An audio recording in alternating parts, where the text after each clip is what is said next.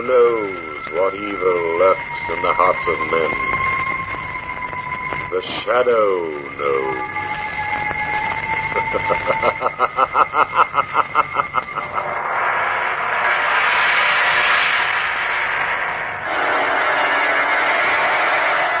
Once again, we bring you the thrilling adventures of The Shadow, the hard and relentless fight of one man against the forces of evil. These dramatizations are designed to demonstrate forcibly to old and young alike that crime does not pay.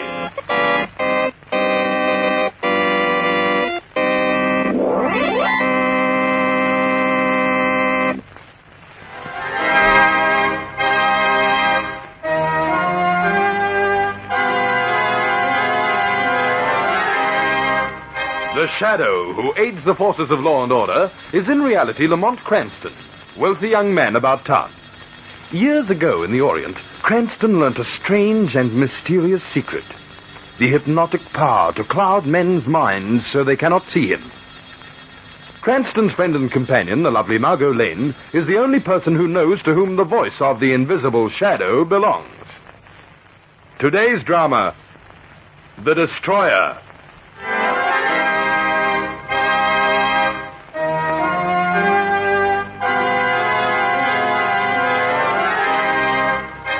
This is a bright spring day. The sun shines. A soft breeze blows through the city streets. There is a kindly little man out for a morning walk. He has graying hair, deep blue eyes, and a gentle expression on his face. As he walks and breathes the fresh, clean air, he is thinking. Listen. This is a lovely day. A beautiful day. And it's a curious thing, but days like this make one feel philosophic. You begin to think about life, about death, about the meaning of existence. That book I read last night, it made me think too. I can't get it out of my mind. About the great conquerors of the world. It is the Destroyer who is remembered throughout history, not the Creator. Who are the famous men of the ages? The Destroyers.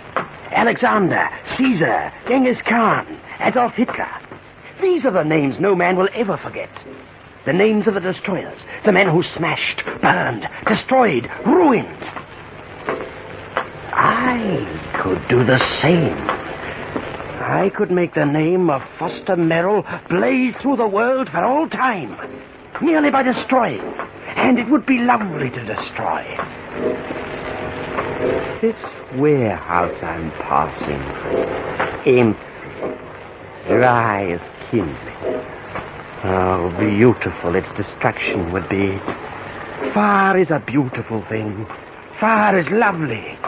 Flames, embers, smoke, fire, blazing the name of Foster Merrill to the skies. Merrill the immortal. Merrill, the greatest destroyer of all time. Leap flames, glow embers, burn, destroy, strike down in ruins, burn, burn, fire, fire.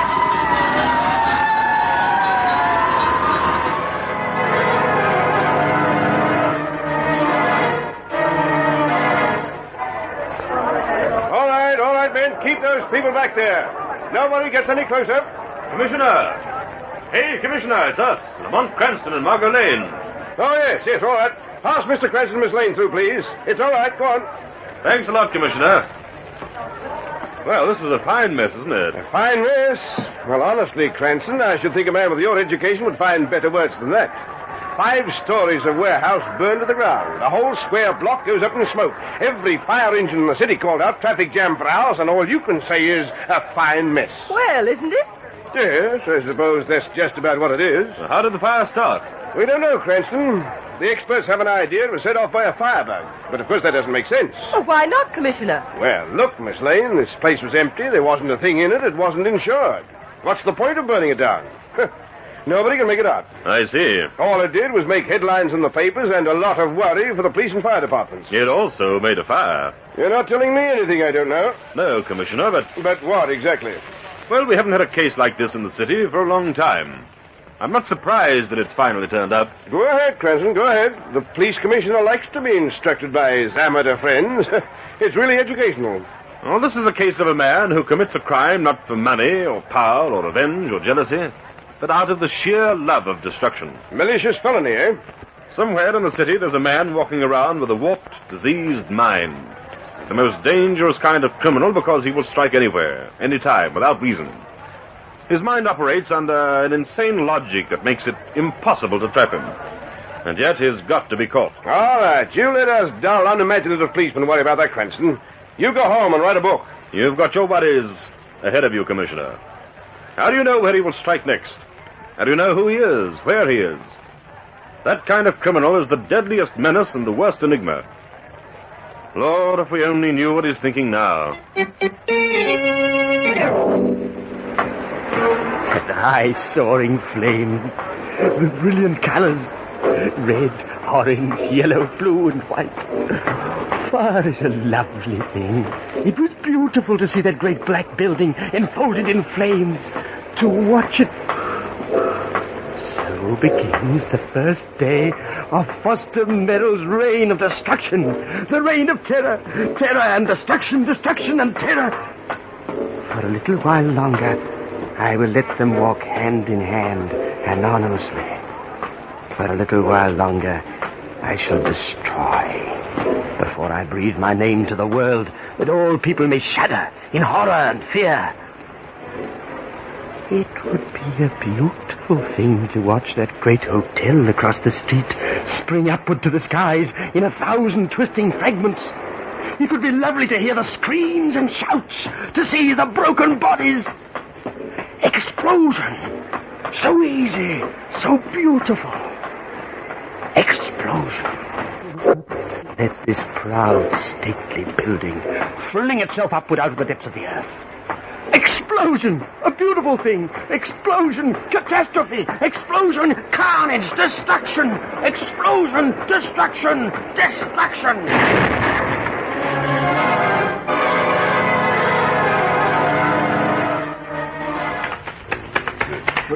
I buy 2.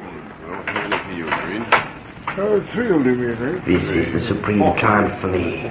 To sit in the club with these naive fools. To play poker casually, innocently. To act the role of Foster Merrill, kind little man. With the fire and smoke of destruction still stinging my nostrils. I'll see you, Merrill. Full hand. Hey. Someday they will know that Foster Merrill is the destroyer. Someday, when my name is etched into the quivering pages of world history, they will think back, remember, and tremble. By George, old Merrill's done it again. And that gentleman winds up the game. How did you get on, Green? I'm satisfied with just paying out and not making humiliating admissions. You, Wald? Not so hot. Who'd think kindly old Foster Merrill was a card sharp? Very amusing. Who'd think kindly old Foster Merrill was a card sharp?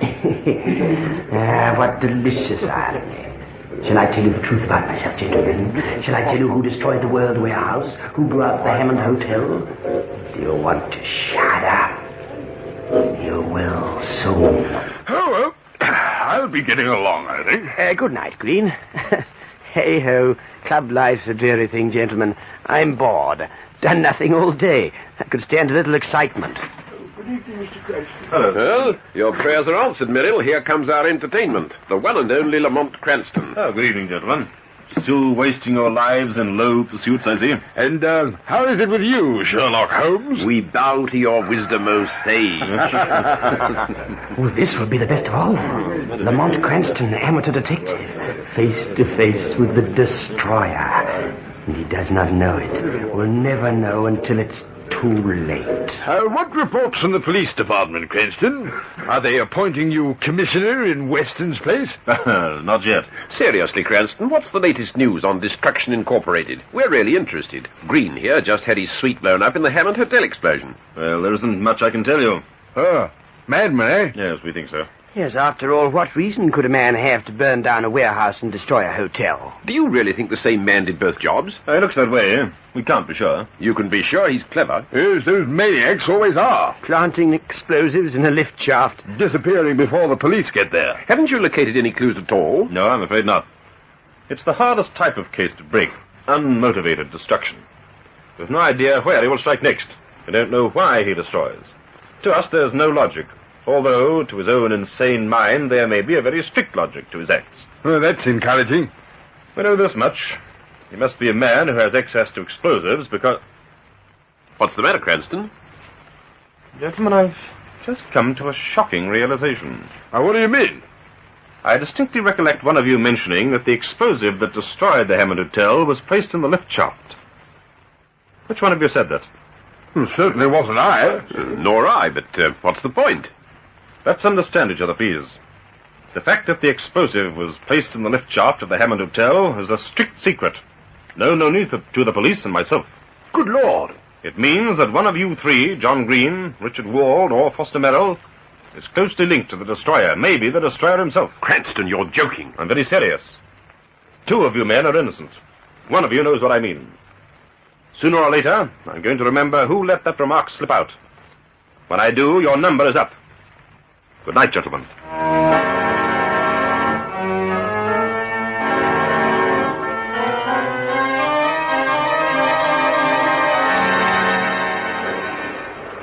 That was stupid of me. Idiotic. Let the cat out of the bag. I must do something. Something? Yes, I want the world to know my name, but not yet. I'm not ready yet. Cranston is too close on the trail. Sooner or later he will remember. Remember and talk. Cranston must be silenced. Cranston must not talk. 1, 2, 3,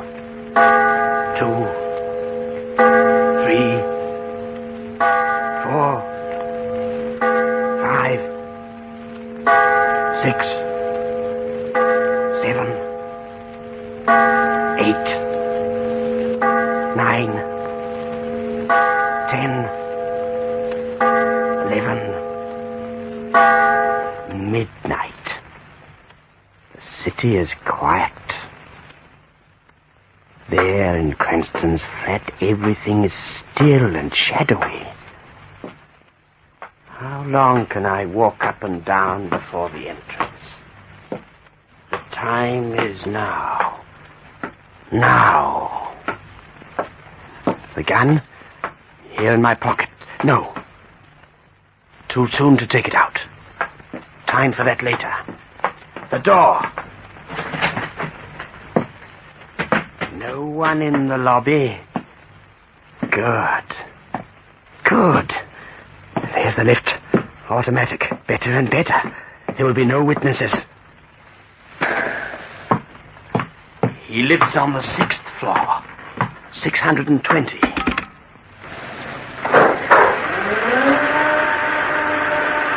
First floor. Take the gun out now. Second. Make sure of the cartridges. Third. Gun all right. Must take off the safety. 4th. 5th. 6th.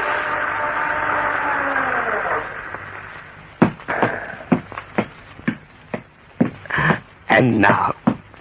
Kill. Kill. Destroy. Smash. Kill. Kill. Kill. Kill.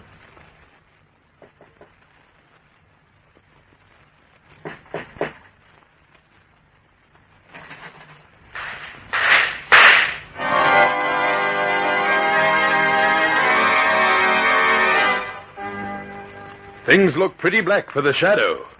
Stay tuned for further developments.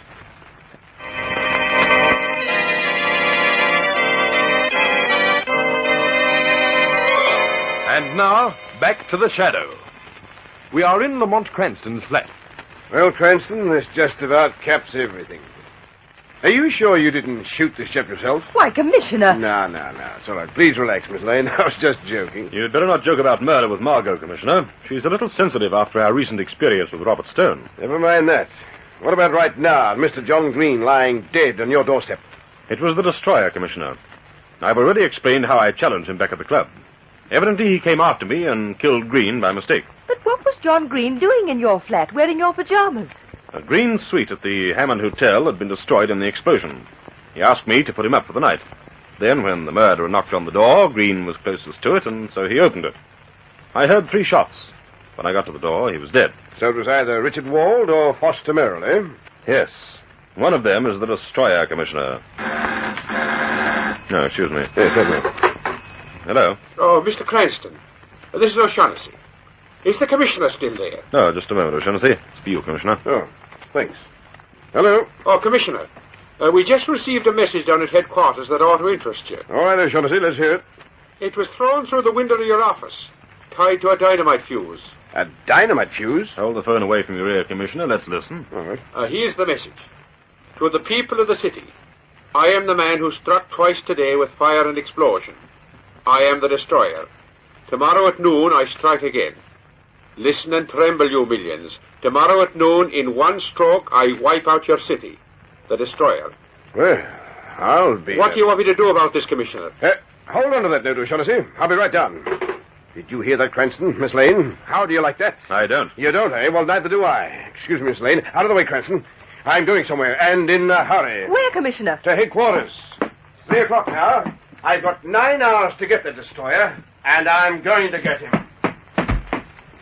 Well, Lamont, you heard the Commissioner. 9 hours. So the Destroyer's going to smash the city in one stroke. How in blazes is he going to do that? You'd need to be a quiz kid to answer that one. Are you one? No, Margot. But I'm going to qualify by finding the answer. How? Either Wald or Merrill is the Destroyer. It's got to be one of those two. I'm going to find which. What are you going to do? I'm going to turn this case over to an old friend of mine, the Shadow.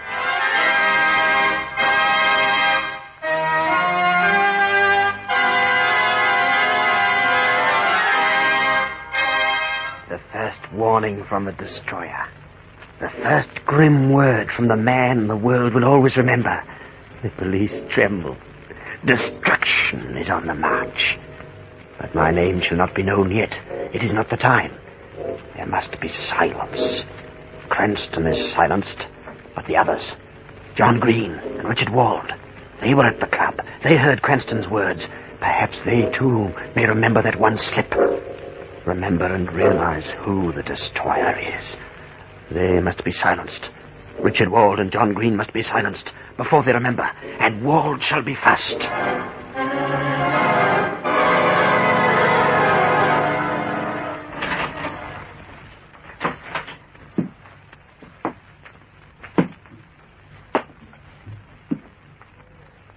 Richard Wald. What? Richard Wald. Awake. Is this a nightmare? Nothing in my bedroom, yet I can hear... You hear the Shadow. The Shadow? What do you want? The truth. About what? About destruction. That's strange. That's very strange. Suddenly, awakening from a sound sleep, suddenly I realized... You realized what? Listen, Shadow. This evening, in my club, I was there with Lamont Cranston, John Green, and Foster Merrill. The Shadow knows. One of us made a damaging admission about the explosion that destroyed the Hammond Hotel. Someone remarked that the explosive was placed in the lift shaft. Go on. Now I remember who said it. Who? It was... Shadow! Someone fired. From the door. Shadow! Wait. You were hit? Yes. Come closer. Want to tell you who Destroyer is. Who? It was...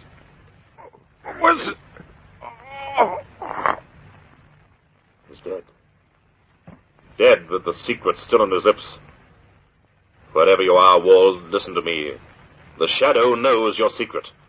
By killing you, the Destroyer has revealed himself and destroyed his secret. The Shadow knows.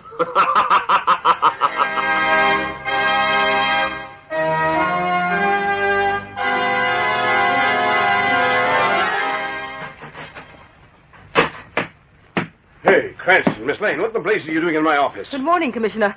Had breakfast today? You don't look as though you have. I've been too busy for breakfast, Miss Lane. It'll be time for lunch soon. It's almost 12. Yes, and I haven't located the destroyer yet. How am I supposed to be thinking about eating with that on my mind? Listen, Commissioner, I know who the destroyer is. Yes, who? Foster Merrill. How do you know? Richard Wald was murdered a few hours ago. What? That's right, Commissioner. And how does that prove Merrill is the destroyer? By elimination. The destroyer had to be either Green, Wald, or Merrill. Green was killed in mistake for myself. Now Wald is killed. That leaves Merrill or me. And you can't suspect Lamont. No, I suppose I can't. So that makes it Merrill, QED.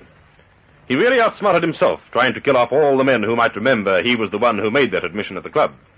By doing that, he's clearly pointed the finger at himself. So it's Merrill, eh? Then we've got to get hold of him.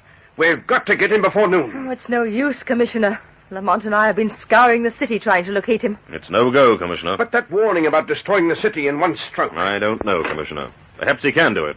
He did a horribly beautiful job of destruction on that warehouse and the Hammond Hotel. Yes, but how can a man wipe out a city? I don't know. I've got every member of the force on the alert. We've got every key point of the city guarded. What else can I do? Frankly, I can't say.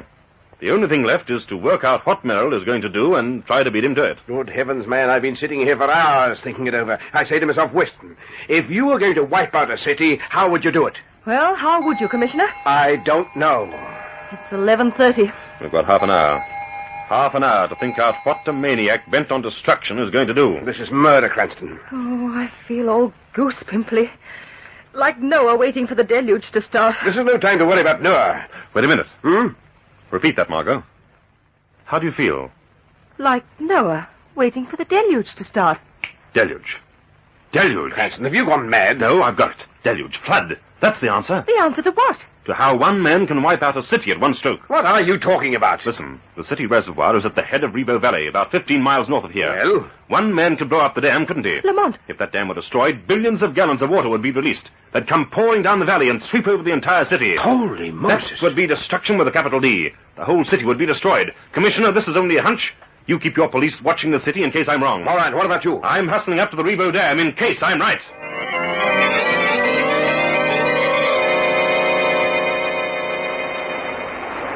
What time is it, Lamont? Nearly 12. Are you sure we've come to the right place? I don't know, Margot. It's just a hunch. I'm hoping I'm right. But Merrill may not come up to this part of the dam. He'll have to. There isn't enough dynamite in the city to destroy the dam itself. He'll have to come here to the spillway and smash the floodgates. If he comes at all. I think he will. What are you going to do, Lamont? Turn Mr. Merrill over to the Shadow. What's the Shadow going to do? Something he's never done before. What? Appear before Merrill's eyes. You're going to let Merrill see the Shadow? No, I'm going to let Merrill see someone he never expected to see again. Merrill's a madman, Margot. He'll probably have pounds of explosive on him. I can't take any chances. I've got to paralyze him with a violent shock before he has a chance to use his dynamite. If he shows up. If he shows up. So right now, we just wait. That's all. Just wait and pray.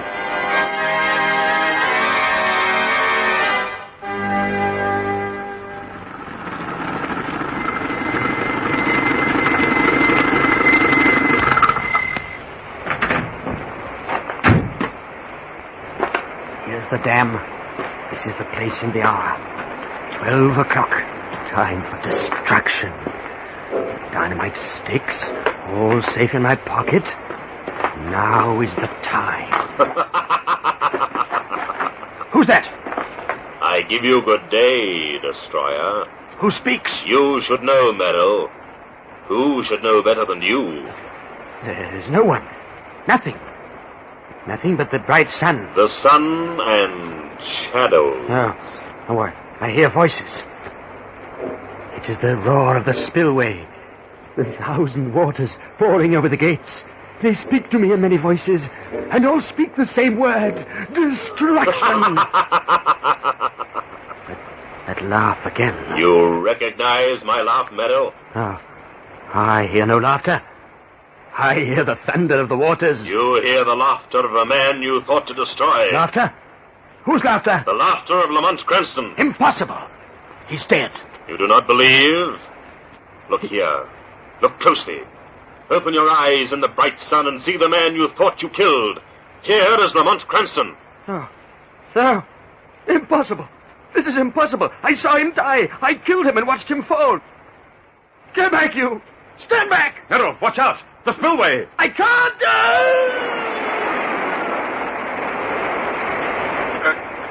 These black depths.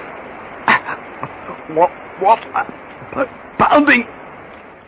Choking. I can't breathe. Can't hear. Die. Death. Distraction. Death. Distraction. Death.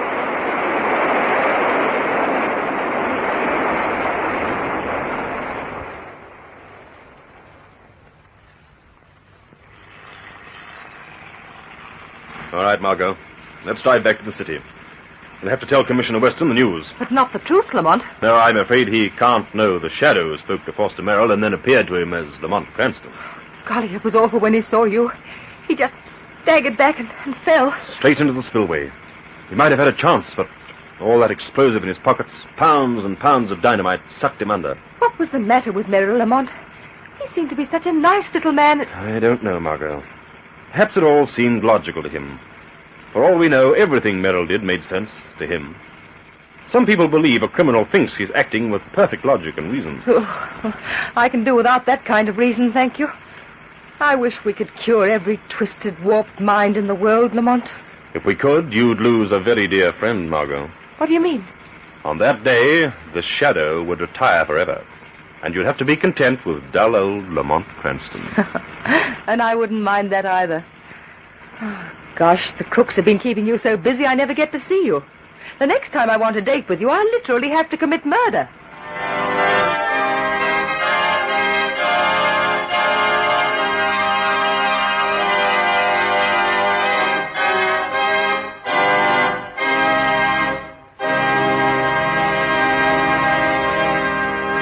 So concludes tonight's Shadow story. In a moment I shall return to tell you more of this man of mystery. Next week, same time, same station, we bring you another strange and thrilling adventure in the Shadow's daring battle against the forces of evil. Be sure to listen.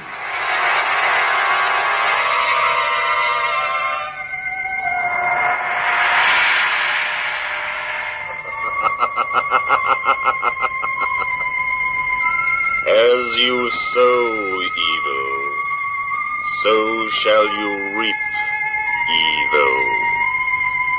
Crime does not pay. The Shadow knows.